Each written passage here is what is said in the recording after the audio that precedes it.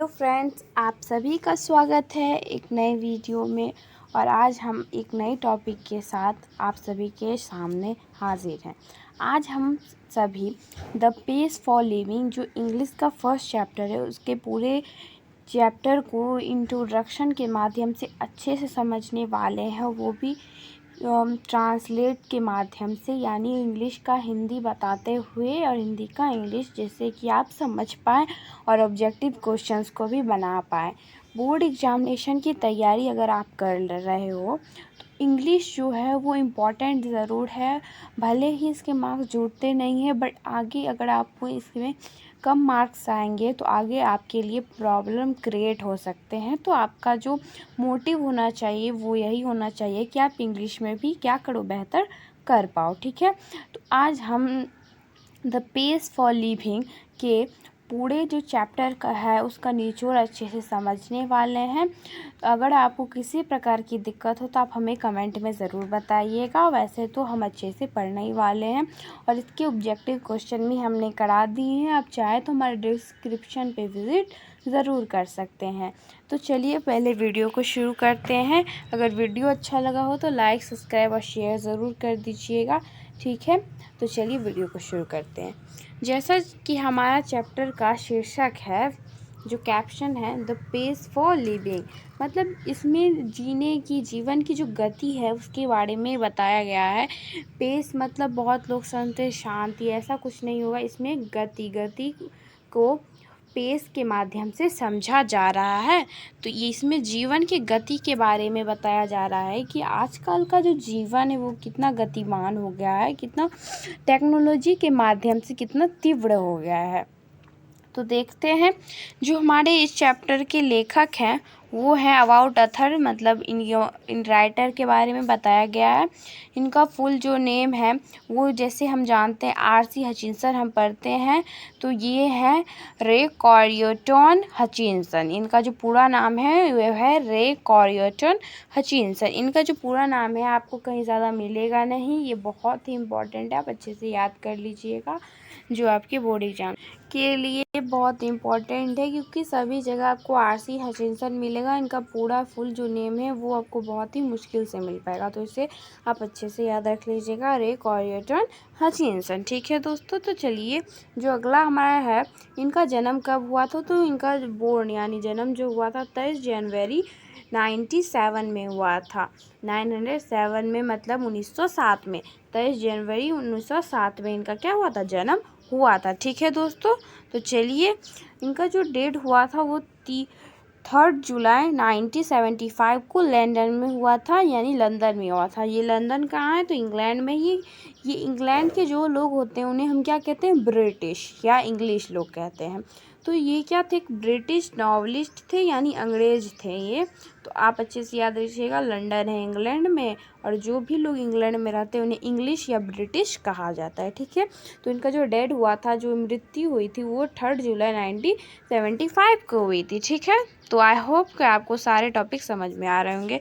तो चलिए आगे बढ़ते हैं। जो हमारा अगला स्टेप है वो कह रहा है, he was the best selling British novelist, मतलब वो जो थे वो बहुत ही प्रख्यात और विद्वान अंग्रेज नॉवलिस्ट यानी उपन्यासकार थे।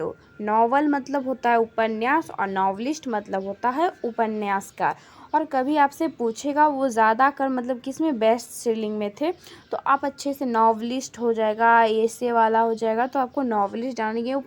उपन्यासकार अच्छे थे, नॉवल ये ज़्यादा अच्छा लिखते थे, ब्रिटिश यानी अंग्रेज नॉवलिस्ट थे ये। ठीक है, तो आपको इस बातों पे ध्यान देना है। ठीक है दोस्तों, his novel Rising was shortlisted for the Booker Prize in 1976। तो इनका जो नावल था, जो रेजिंग वाज शॉर्ट लिस्टेड, जो शॉर्ट लिस्टेड हुआ था, उसको बुकर प्राइज़ से क्या किया गया था, सम्मानित किया गया था। कब किया गया था, तो 1970, तो कब किया गया था, ये क्या कर रहा है, आपसे पूछा जा रहा है।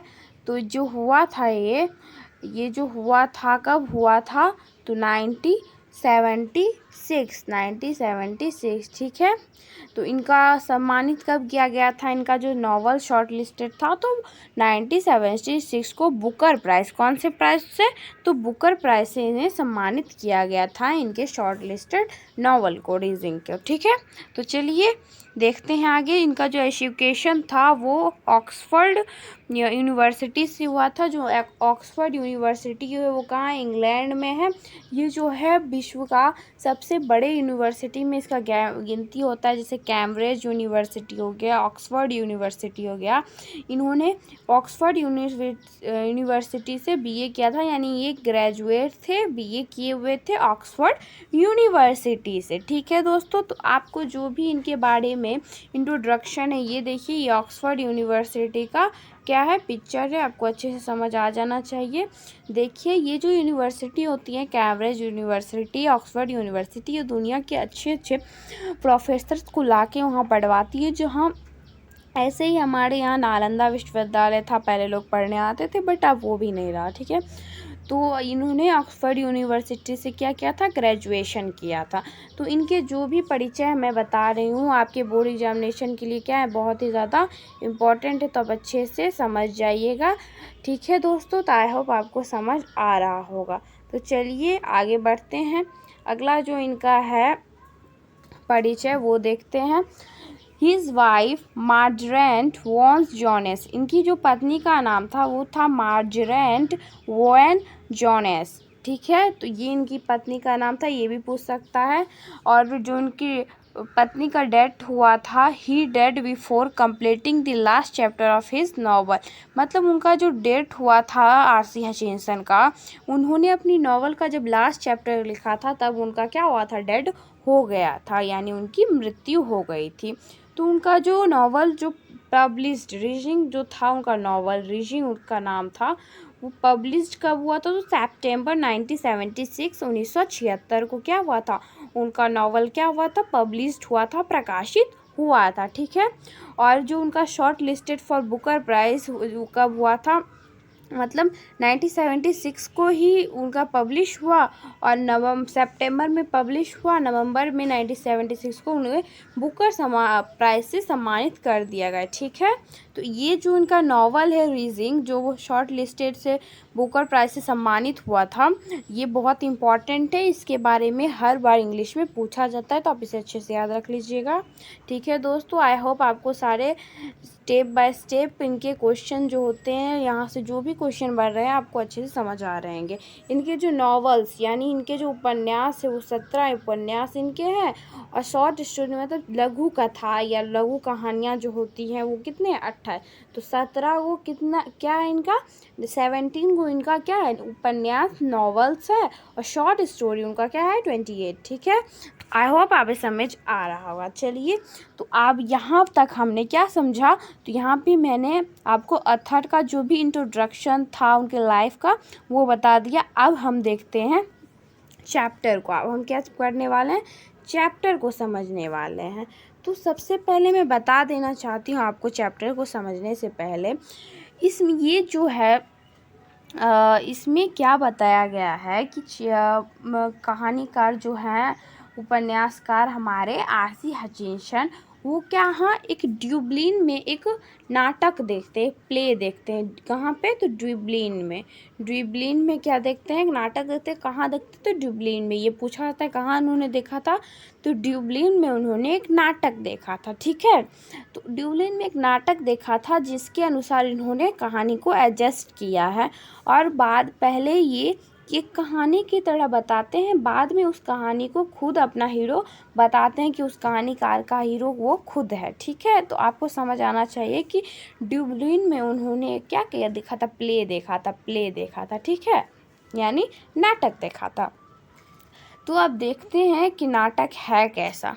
तो अब हम नाटक के बारे में बताने वाले हैं। तो पहले हम जानते हैं नाटक के पात्र। तो नाटक में जो है वो मुख्यतः 3 पात्र हैं।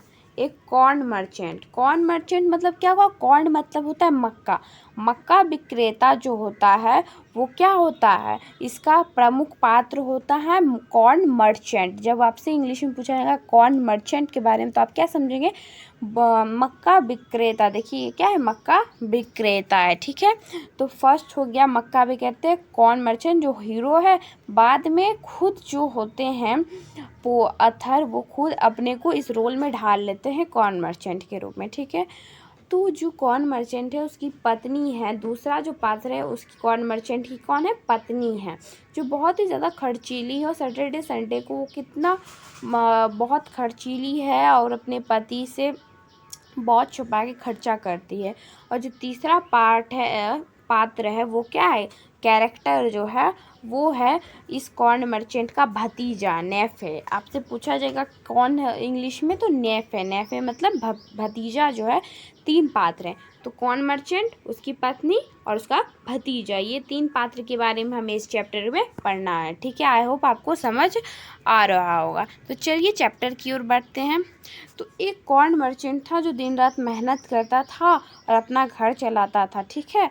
तो कहाँ पे रहता था वो, तो डुबलिन में रहता था, ठीक है। तो आपको इतना समझ आ गया होगा। अब आगे की ओर चलते हैं, ठीक है दोस्तों। आई होप आप इतना समझ आ रहा होगा। ये है उसकी पत्नी, ठीक है। उसकी पत्नी जो थी बहुत खर्चीली थी। आप जैसा कि पिक्चर में ही देख रहे हैं, ये डॉलर बहुत खर्च करती थी। तो यहाँ से आपको क्वेश्चन बनता है, वो हर सैटरडे संडे को क्या रखती थी, पार्टी रखती थी। और उसमें कितना पाउंड खर्च करती थी। ये लंदन की कहानी है, इंग्लैंड की कहानी है। तो इंग्लैंड की मुद्रा क्या है, तो पाउंड है। तो यहाँ पे जो भी करेंसी की बात की जाएगी वो पाउंड में की जाएगी, तो आपको कंफ्यूज नहीं होना है, ठीक है। तो वो जो उनकी पत्नी थी वो हर सैटरडे संडे को छुट्टी वाले दिन यानी हॉलीडेज़ में कितना पाउंड खर्च करती थी, तो 10 पाउंड, 10 पाउंड। तो आपको ये साइन अच्छे से याद रखना है, एस और इस पर एक लकीर खींच के क्या लिखा जाता है, पाउंड। तो पाउंड आपको अच्छे से साइन याद रखना है। 10 पाउंड इनकी पत्नी खर्च करती थी, बहुत ही खर्चीली थी और अपने पति को उतना तवज्जो नहीं देती थी, उतना नहीं देती थी, वैल्यू नहीं देती थी, ठीक है। और अपने पति से जो भी रहता था उनकी अपने पति का पैसा खर्च करती थी और उन्हें वैल्यू बिल्कुल नहीं देती थी। अब हम अपने तीसरे पात्र की ओर चलते हैं। हमारा जो तीसरा पात्र है उसका भतीजा है। उनका भतीजा जो बहुत ही ज़्यादा स्टाइलिश यंग होता है और अपने क्या करता है, अपने जो अपने चाचा से क्या करता है, चीट करता है, अपने अंकल से चीट करता है। तो पूछेगा कि कौन चीट करता था कॉर्न मर्चेंट को, हु चीटेड कॉर्न मर्चेंट। तो उनका जो नेफे था, नेफे जो था उनको चीट करता था और अपना मनमानी करता था। तो who cheated the corn merchant, तो नेफे, हर नेफे, ठीक है। तो आपको ये सारी बातें अच्छे से याद रखनी होगी। तो इसमें कहानी को अब मैं शॉर्ट तरीके से बताती हूँ, ठीक है। एक कॉर्न मर्चेंट है और एक उसकी पत्नी है और इसका भतीजा है।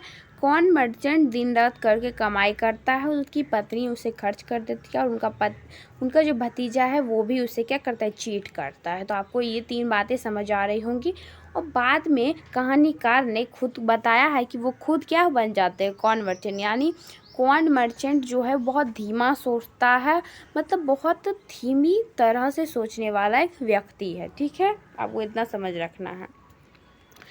तो जो कॉर्न मर्चेंट है वो चाहता है कि वो 90 किलोमीटर प्रति घंटा की स्पीड से कार चलाए, ठीक है। लॉन्ग ड्राइव करे, 90 किलोमीटर प्रति घंटा से कार ड्राइव करे। वो भी कब, जब उस कार किसी और की हो, उसकी नहीं हो। तो ये ऑब्जेक्टिव क्वेश्चन बनेगा। तो कॉर्न मर्चेंट क्या चाहता है कि 90 किलोमीटर प्रति घंटा से वो कार चलाए और जब वो भी किसी और की कार हो, ठीक है।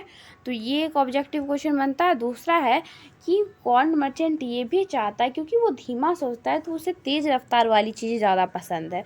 तो 1000 किलोमीटर प्रति घंटा से वो एरोप्लेन उड़ाए, क्या है, एरोप्लेन उड़ाए 1000 किलोमीटर प्रति घंटा की रफ्तार से।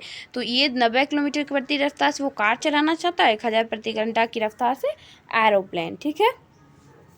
और पूछा जाता है कि कॉर्न मर्चेंट चाहता है, मतलब वो चाहता है कि मेरी ज़िंदगी थोड़ी सी क्या हो, पेश आए, मतलब गति आए, क्योंकि बहुत धीमा सोचता है और सोचता है कि अगर समझदारी के अगर कोई टेस्ट लिया जाएगा तो सबसे कम मार्क्स उसे ही आएगा। ये भी ऑब्जेक्टिव आता है आपके बोर्ड एग्जामिनेशन में। कौन मर्चेंट चाहता है कि वो डिनर करे कहाँ पर, वो डिनर लंदन में करना चाहता है, ठीक है। लंदन में वो क्या करेगा, डिनर। और जो वो क्या कर लंच वो न्यूयॉर्क में करना चाहता है, न्यूयॉर्क में लंच करना चाहता है। ये दो ऑब्जेक्टिव बनता है जो आपके बोर्ड एग्जामिनेशन पे पूछा जाता है। लंदन में क्या करेगा वो, डिनर, लंदन डिनर, और न्यूयॉर्क में करना चाहता है लंच।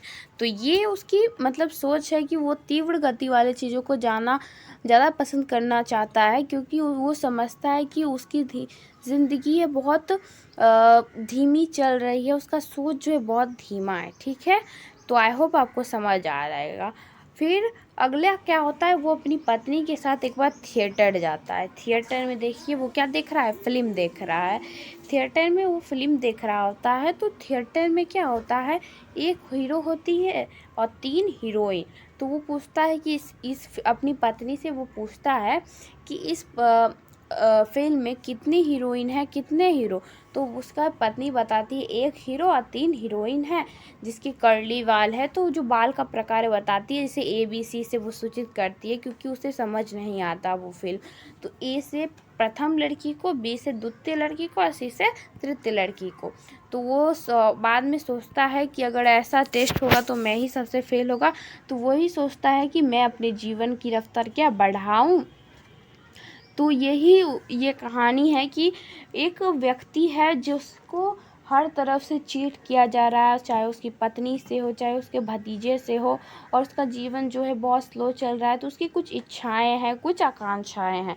और लास्ट चैप्टर एंड में बताते हैं कि ये जो कॉर्न मर्चेंट है वो खुद क्या है, अत्थड़ ही ये कॉर्न मर्चेंट है। तो अत्थड़ ही कॉर्न मर्चेंट थे जो बहुत धीमी सोचते थे। तो आपको बता देना है ये सारी बात कि एक कॉर्न मर्चेंट था जो उसकी पत्नी थी और उसका भतीजा उसे चीट कर रहा था। वो चाहता था कि डिनर वो करे लंदन में और लंच करे न्यूयॉर्क में, 90 किलोमीटर की रफ्तार से कार चलाए और 1000 का रफ्तार से एरोप्लेन, ठीक है। तो ये 4-5 ऑब्जेक्टिव है जो बहुत इंपॉर्टेंट है, आपके एग्जामिनेशन में पूछे जाएंगे। तो ये इंट्रोडक्शन जो है, मैंने इंट्रोडक्शन सेपरेट वीडियो बनाया ताकि आपको ऑब्जेक्टिव आप इंग्लिश में याद नहीं कर पाओगे, क्योंकि आप अचानक इंग्लिश पढ़ रहे हो। कुछ छुपा नहीं है मुझसे, क्योंकि मैं भी समझ सकती हूँ, क्योंकि आप बहुत साल से इंग्लिश नहीं पढ़ रहे हो। अचानक आप पढ़ोगे तो आपको हेजिटेशन तो होगी। तो हेजिटेशन को मिटाना है, सडनली पढ़ना आसान नहीं होता है। तो आपको क्या करना है, इंट्रोडक्शन अपने कुछ तो इंग्लिश आता होगा, इंट्रोडक्शन जब आप हिंदी में समझ जाओगे तो कुछ माइंड में आपको ऑप्शन देख के भी सही समझ आने लगेगा। तो आई होप आपको इंट्रोडक्शन अच्छे से समझ आ गया होगा। अगर कोई भी प्रॉब्लम हो तो आप हमें कमेंट में ज़रूर बताइएगा, और किसी भी टॉपिक पे वीडियो चाहिए तो हमें ज़रूर बताइएगा। और वीडियो अच्छा लगा तो सब्सक्राइब ज़रूर कर लीजिएगा हमारे चैनल को। तब तक के लिए यहीं मिलते हैं एक नई वीडियो में।